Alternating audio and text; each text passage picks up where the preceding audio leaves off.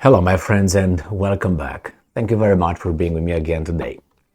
It seems like everybody but the Ukrainians confirmed that the Ukrainian offensive started. I don't understand why the Ukrainians are still keeping it a secret, which even CNN, that I'm going to feature in this video, comes out and say, wait a minute, your offensive meets stiff resistance from the Russians. And here is the article coming from the Western media, surprisingly from CNN. It comes from today, June 8, 2023. Ukrainian forces suffer stiff resistance and losses in assault on Russian lines. I made a video earlier today where Shoigu reported how many losses the Ukrainians had, and it seems like that was possibly in accordance to these losses these guys are talking about here. So let's see.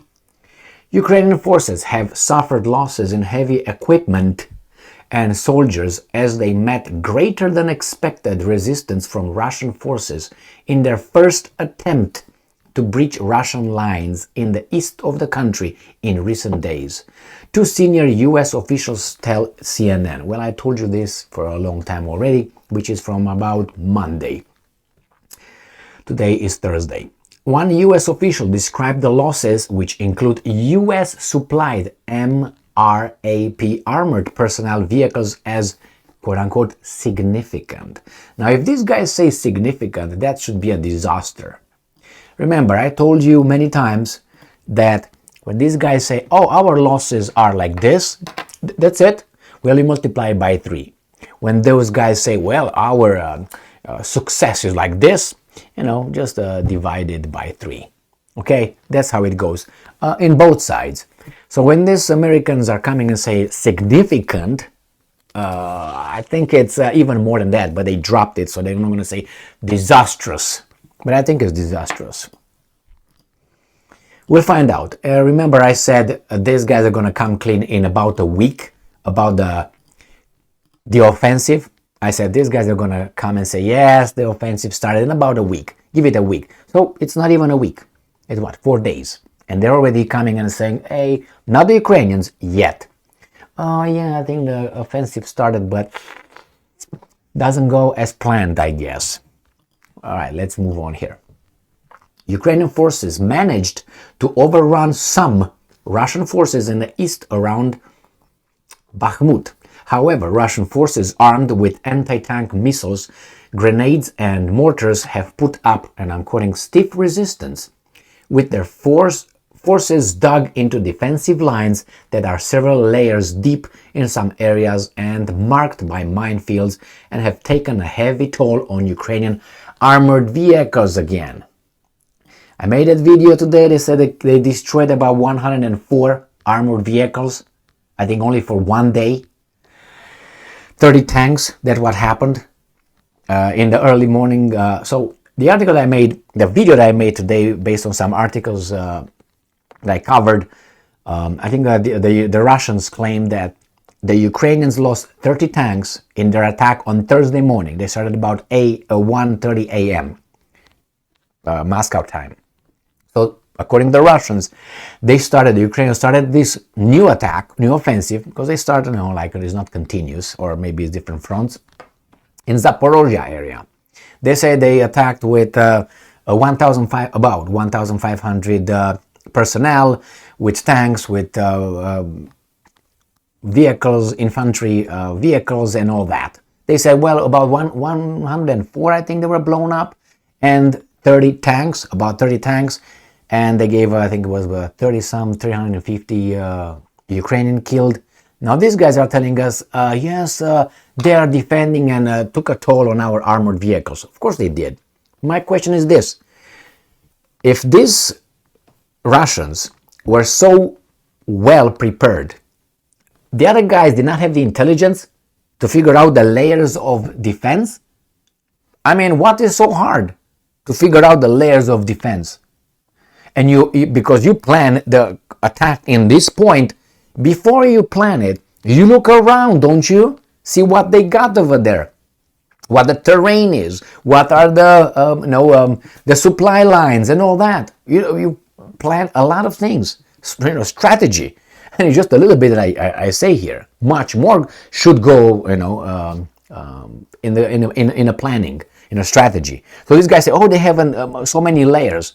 Why didn't they go somewhere where they didn't have so many defensive layers? Or maybe this was the weakest point. You don't attack the strongest point, don't you? Unless you want to draw attention and then you hit here, So you get people coming here and then you go around. Maybe, but I don't think so. I don't think so. So, see here, their forces dug into defensive lines. There are several layers deep in some areas and marked by minefields that have taken a heavy toll on Ukrainian armored vehicles. So why did you go that way? US and Western officials have been bracing for the counteroffensive for months. So this is the counteroffensive. Moving to shore up Ukraine's defenses ahead of its start. This week, Ukraine Deputy Defense Minister Hanna Maliar said an offensive was, and I'm quoting, taking place in several directions. I don't think she said that.